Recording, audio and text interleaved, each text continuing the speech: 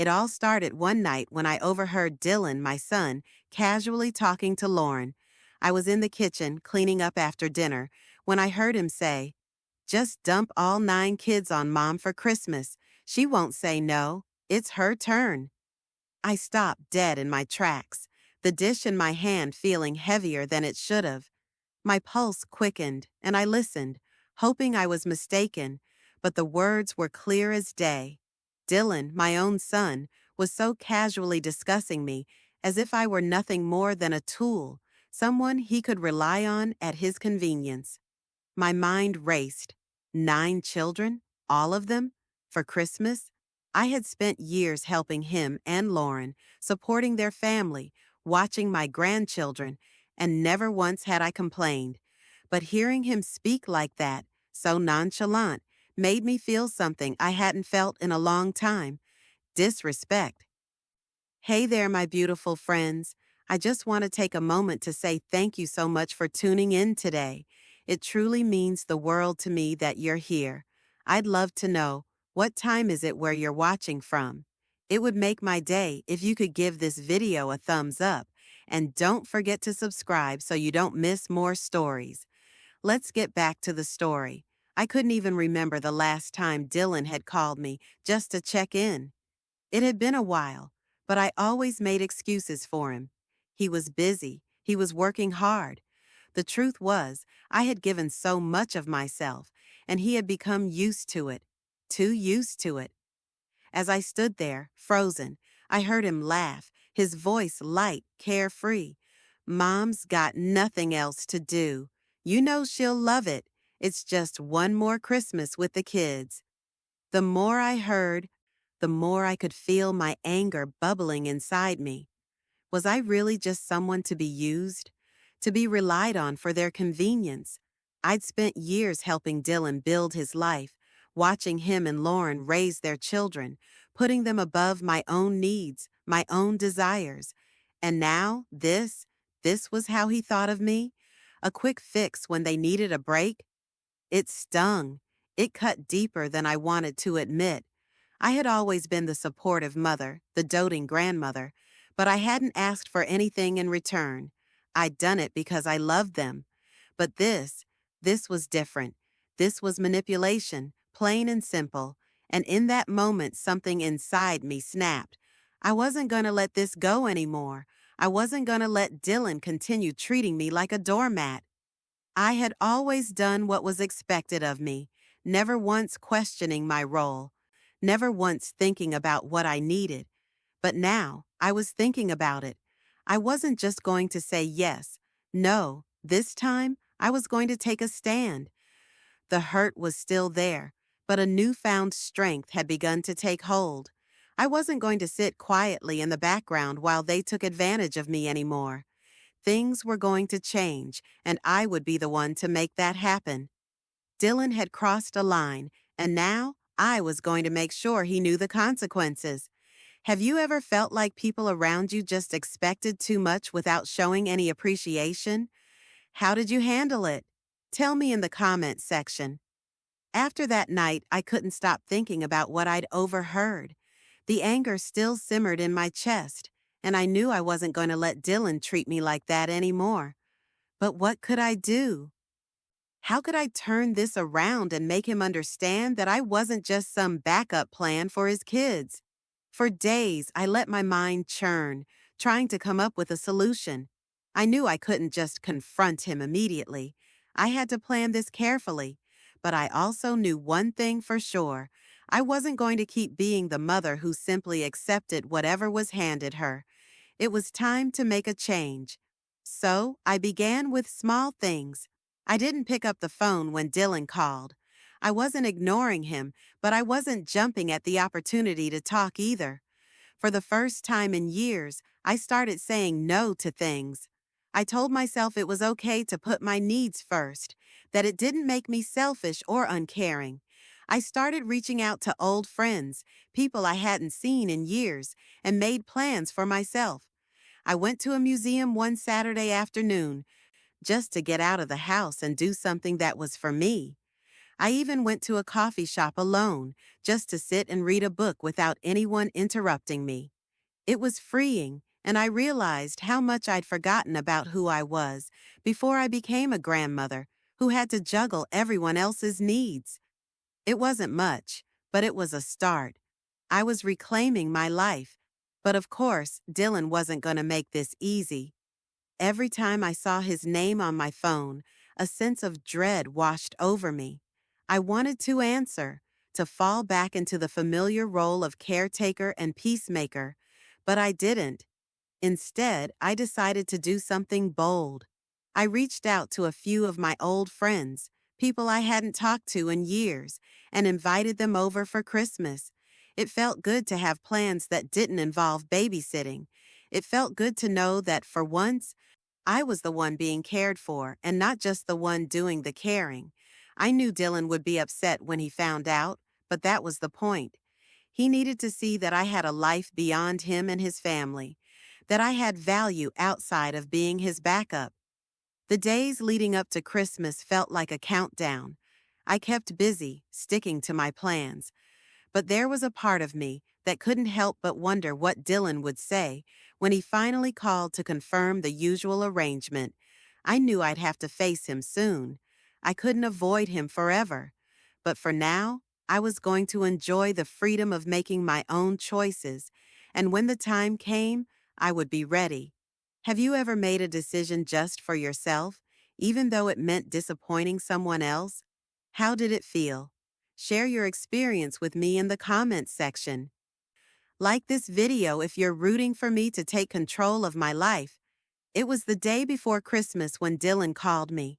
His voice was casual, almost too casual, like nothing had changed, like everything was still the same. But I wasn't fooled. I had known for weeks that this conversation was coming. He was about to ask me the same thing he always did, if I would watch the kids for Christmas, as if it were some unspoken obligation I had no choice but to accept. I stared at the phone for a moment, letting it ring. It felt strange to let it go to voicemail, but I had made a promise to myself. I wasn't going to let him think he could always rely on me without ever considering what I needed. The voicemail pinged, and I hesitated before dialing him back. This was my chance to stand firm. When I finally answered, his voice greeted me with that familiar warmth. "Hey, Mom, Merry Christmas Eve. Just wanted to make sure you're still good to watch the kids tomorrow." I didn't immediately answer. Instead, I took a slow breath, gathering my thoughts. "Actually, Dylan," I said, my voice steady but calm, "I've made other plans this year." There was a long pause on the other end of the line. I could almost hear the gears turning in his head as he tried to process what I had just said. "Wait, what do you mean? You're not watching the kids?" "But it's Christmas, Mom. You've always—" I interrupted him, refusing to let him keep speaking over me. "I know what I've always done, Dylan, but this time I'm not doing it." I could feel his confusion turning to frustration, even through the phone. "Mom, we need you. We've got no one else. You're the only one who can handle all of them. You've always said you didn't mind." I felt my jaw tighten. He had the nerve to remind me of things I had always done, as though my willingness to help him and his family for all these years was some sort of endless obligation, with no thought to my own needs. "Well, this year I do mind," I said, trying to keep my tone even, though the anger simmered beneath my words. "I've been helping out for years, Dylan, and this time I'm choosing to do something for myself." He was silent for a moment, clearly taken aback.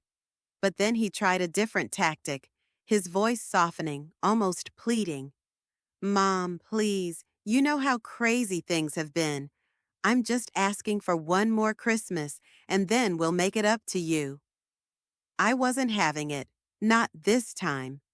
"I've heard that before, Dylan. I've heard it every year, and it never changes. You take, and I'm left with nothing. Not this year. I'm done with being your backup plan." I hung up before he could say anything more, my heart pounding in my chest. It felt like I had just ripped off a bandage, exposing raw nerves. I had done it. I had said no. But there was something else I hadn't expected, something that caught me off guard.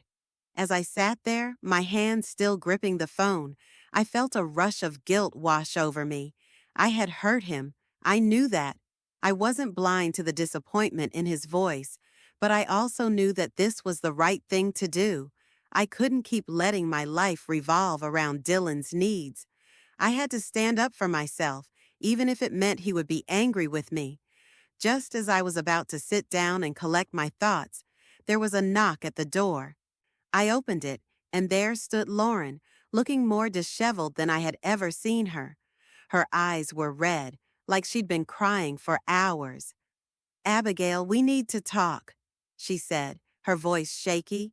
"Have you ever had to say no to someone you love, even when you knew it would upset them? How did you handle it afterward? Tell me in the comments section." Lauren stepped inside without waiting for an invitation, her face pale and strained. She didn't seem surprised to see me still standing there, phone in hand, staring at the door as if I hadn't expected company. I quickly ushered her into the living room, my mind already racing. The look on her face said everything. It was clear she needed to tell me something. "Abigail, I don't know how to say this," Lauren started, wringing her hands in her lap. She wasn't the type to show weakness, but there was no denying the fear in her eyes. I'd never seen her look like this before. Defeated, broken. I, she hesitated, like she didn't want to go on. "I don't know what to do anymore. Dylan's been hiding something from me, from all of us, and I think it's time you knew the truth." My heart skipped a beat. What was she talking about? Dylan had always been a bit of a mystery when it came to his personal life, but I never imagined there was something big he was hiding. "Lauren, what's going on?" I asked, sitting down next to her. My mind raced, trying to prepare for what I thought might come next, but nothing could have prepared me for the words that followed. "Dylan's been gambling, a lot, and he's been keeping it from me," she said, her voice barely above a whisper. "He's been borrowing money from people and her voice cracked, and I could see the tears building in her eyes. "I don't know what to do. I've tried talking to him, but it's like he's in a different world." I could feel the weight of her words crashing down on me, but I had to hold it together. Dylan, my son, the responsible one, the one I thought had it all figured out, had been hiding this from us? Gambling? My thoughts were swirling, and I could hardly keep track of them. "How long has this been going on?" I asked, my voice low. "A few months now, but it's been getting worse. He's been getting secretive. I found a letter in his bag this morning, and it's from someone named Maggie. I don't know who she is, but I think she's part of this whole mess." The name Maggie hit me like a punch in the gut. I didn't know who she was, but I had a feeling she was important, and it wasn't a good feeling. Lauren handed me the letter, and my fingers trembled as I took it from her. It was plain, unassuming, just a simple envelope, but it felt like it carried the weight of 100 secrets. I stared at it for a long moment before opening it. The letter inside was brief but revealing. Maggie, whoever she was, seemed to have a tight hold on Dylan. It wasn't just a random acquaintance. It was clear that Dylan had been deep into something dangerous, something that could destroy his marriage, his life. As I read, I felt the familiar pang of disbelief that I had felt when I overheard Dylan's conversation the other day. He had been hiding this from me, from his own wife. I wasn't just angry anymore. I was worried. How could he have let things get this far without telling anyone? How could he have let it get to the point where his own family was falling apart? I folded the letter and placed it back in its envelope, my mind racing. Lauren looked at me with wide eyes, waiting for some kind of response. I wasn't sure what to say. All I could think was that Dylan had lied to all of us for months, and now I knew it was time to take action. But how? I don't know what to do either, Lauren, I said, my voice hoarse. But I do know one thing. This can't keep going. We can't let Dylan get away with this. Lauren nodded, her face etched with relief. She had been carrying this burden alone for too long, and now it was my turn to help her carry it. Before I could say anything more, there was another knock at the door. I stood up, my heart racing. I wasn't sure I was ready to deal with whatever came next. But I had to face it. I had to face him. It was Dylan. How would you react if you found out a family member had been hiding something this serious? Would you confront them or keep quiet? I stood frozen in place for a moment when I saw Dylan at the door. It was as if the weight of everything I had just learned hit me all at once. I wasn't prepared for this, not yet, but I had no choice. The door had opened, and now I had to face him. Mom? Dylan's voice was upbeat, too upbeat, like everything was normal. He stepped inside, pushing past me as though he owned the place, and immediately began looking for the kids. I stood there for a few seconds, my heart pounding in my chest, the letter from Maggie still fresh in my mind. I was tired of him pretending everything was fine, pretending that I would just keep playing my role as the dutiful mother and grandmother. Not anymore. Dylan, I said, my voice strong, though I could feel the anger bubbling beneath the surface. We need to talk. His face froze for a moment, a flicker of unease flashing in his eyes. He wasn't expecting this, and I could see it. What's up, Mom? Everything okay? No, Dylan, I replied, my voice steady but firm. Everything is not okay. I could see the confusion in his eyes. What are you talking about? Is something wrong with the kids? No, I said, shaking my head, though my heart was racing. It's not the kids. It's you. His expression hardened. What do you mean? I reached into my pocket and pulled out the letter from Maggie. I didn't have time for games anymore, and I wasn't about to let him sidestep this. I handed it to him without a word, and he stared at it for a moment, his face going pale. What's this, Mom? He tried to sound casual, but the nervousness in his voice was unmistakable. You tell me, I said, my voice low, because I know about the gambling, Dylan. I know about the debts, and I know about her. For a long moment, he didn't speak. The letter shook slightly in his hands as he glanced between me and the envelope. His face paled even further. Then, in a low voice, he said, Mom, I didn't mean for any of this to happen. You didn't mean for it to happen? I repeated the words, leaving my mouth like venom. You've been lying to your wife, to your family. You've been hiding everything from us. And now you want me to just ignore it? He let out a frustrated sigh and ran a hand through his hair. You don't understand, Mom. It's been hard. I've been trying to handle it on my own, and now I just... He trailed off, not finishing his sentence. You've been trying to handle it on your own? I interrupted, my anger bubbling over. And what about Lauren? What about the kids? What about me? You think you're the only one who's been struggling? You've been using all of us, Dylan, taking advantage of me, knowing I would always say yes. Well, not this time. He looked down at the floor, unable to meet my gaze. I don't know what to say, he muttered. I messed up, but I didn't mean for it to get this bad.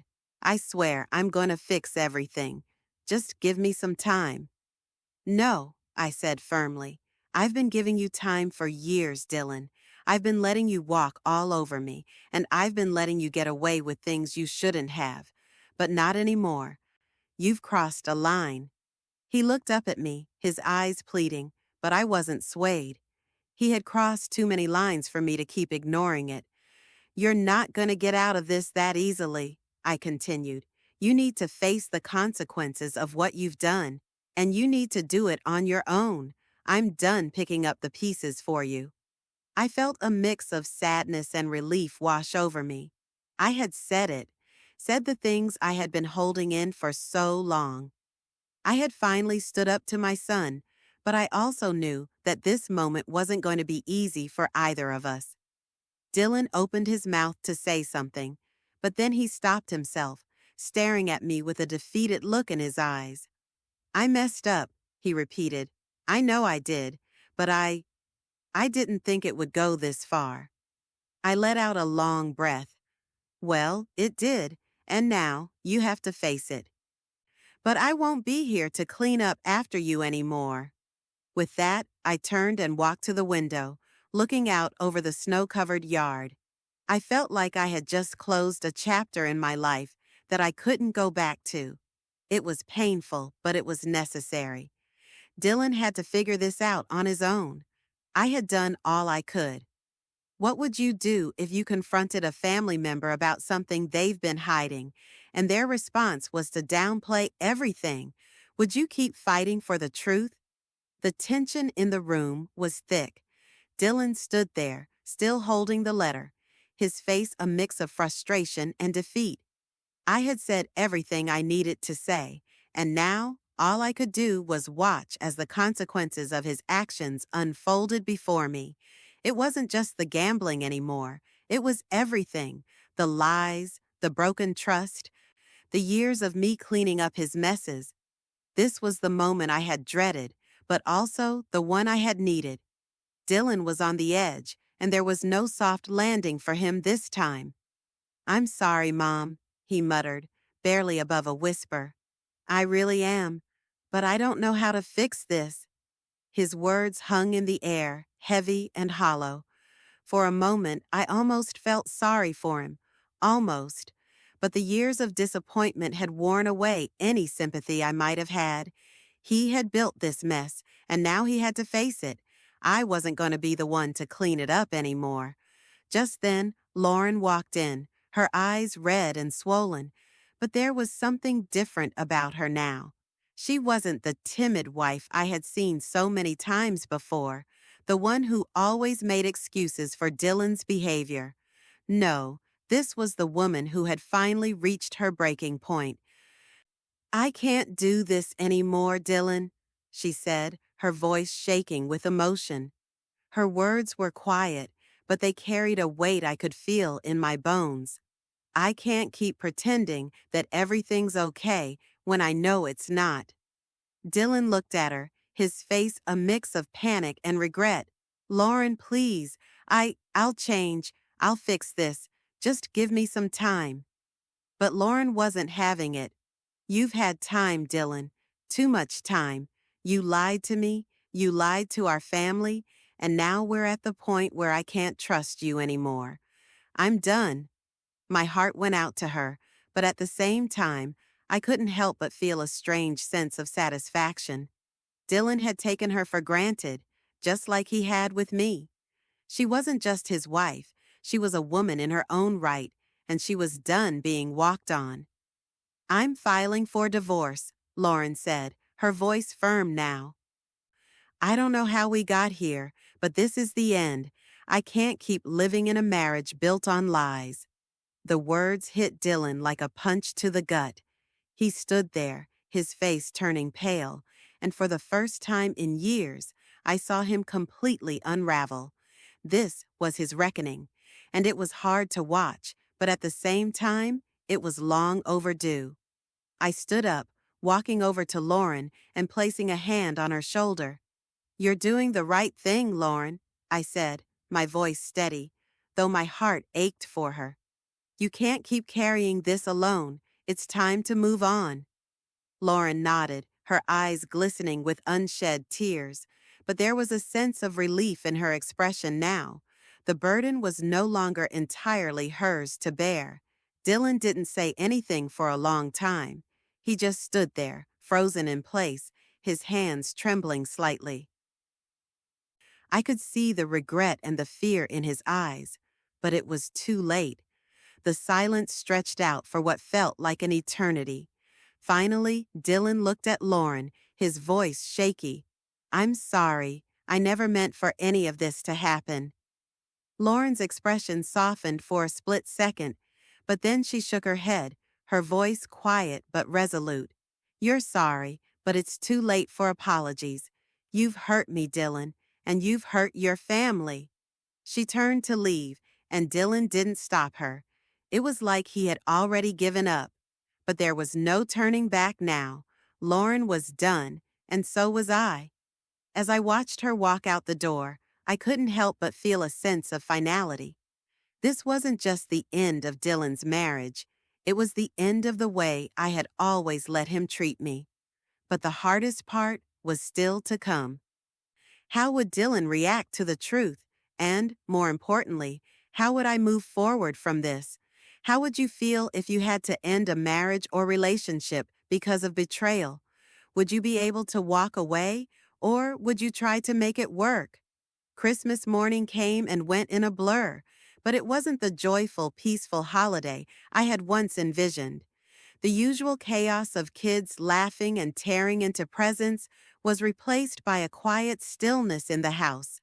It felt different, heavy, like the air had thickened with all the unspoken words, the broken pieces of a family trying to keep it together despite everything falling apart. Dylan had left without saying much, no apologies, no promises to fix things. I knew he was struggling, but I couldn't feel sorry for him anymore. He had made his choices. And now, it was time to face the consequences of those choices. Lauren had gone through with it. She had filed for divorce. I was proud of her for finding the strength to do it, though I knew it wasn't easy. I had watched her stay silent for so long, trying to hold everything together. But she had reached her breaking point, just like I had. And now there was no going back for either of us. I sat down at the kitchen table, sipping my coffee, lost in my thoughts. The Christmas decorations hung quietly in the background, a stark contrast to the storm that had just passed through our family. But I wasn't going to sit in this moment of despair. I wasn't going to let it drag me down. Dylan had tried to manipulate me for years, to use me when it suited him, and it was time for him to see the damage he had caused. He had to take responsibility, not just for what he had done to his wife, but for what he had done to me, his own mother. I could still feel the weight of his words from that conversation, the way he had tried to downplay everything, as though his gambling was just some minor issue, the way he had begged me to understand, to forgive him, but I couldn't, not anymore. He had crossed a line that couldn't be undone. I had given him chances before. This time was different. The phone rang and I almost didn't answer it, but I saw Dylan's name on the screen, and I knew I had to take it. I wasn't going to hide from him anymore. "Mom!" Dylan's voice cracked when I picked up, his usual confidence gone. "Can we talk?" I took a deep breath. This was it. The reckoning? "I don't know what there is to talk about, Dylan," I said, keeping my tone steady. "You've already made your choices. You've lost your marriage, your family's trust, and now you have to deal with it. I'm not gonna fix it for you this time." There was a long pause, and when he spoke again, his voice was barely a whisper. "I messed up. I know I did, but it's not just about the gambling, Mom. It's everything. I've been a terrible son, a terrible husband. I don't know where to start." I sat back, closing my eyes for a moment. His words were raw, but I couldn't let myself be swayed by them. This wasn't the first time Dylan had apologized. It wasn't the first time he'd promised to change. "No, Dylan," I said firmly. "This isn't about you saying sorry. It's about you showing up, facing the mess you've made, and for once, you need to do it on your own." I could hear him choking back tears on the other end of the line. But I didn't give in. "You can't keep running to me every time things go wrong. You've taken too much from me, from Lauren. It's time for you to be a man and fix what you've broken. I'm not going to keep being your safety net." There was silence for a moment, and when he spoke again, His voice was quieter, more resigned. I get it, I do. I'm sorry for everything. I know you are, Dylan, I said, my voice softening just a bit. But sorry isn't enough anymore. Actions speak louder than words. You've hurt a lot of people, including me, and now you need to take responsibility. I won't be here to bail you out again. The phone call ended soon after, and I sat there, staring at the screen, the weight of it all sinking in. I had done it. I had finally taken a stand. I had told Dylan exactly what I needed to say, and I had made it clear that I wouldn't let him manipulate me anymore. For the first time in years, I felt like I had taken control of my life. I wasn't the woman who had always put others first, sacrificing her happiness for her children's needs. No, I had learned my lesson. It was time for me to focus on what I needed, what I deserved. And as I sat there, staring at the empty room around me, I knew that the hardest part was over. I had finally stood up for myself. I had finally chosen to put myself first. The family I had known, the one where I had always been the caretaker, was falling apart. But maybe, just maybe, it was the start of something new. A chapter where I was no longer a doormat, where I could start living for myself.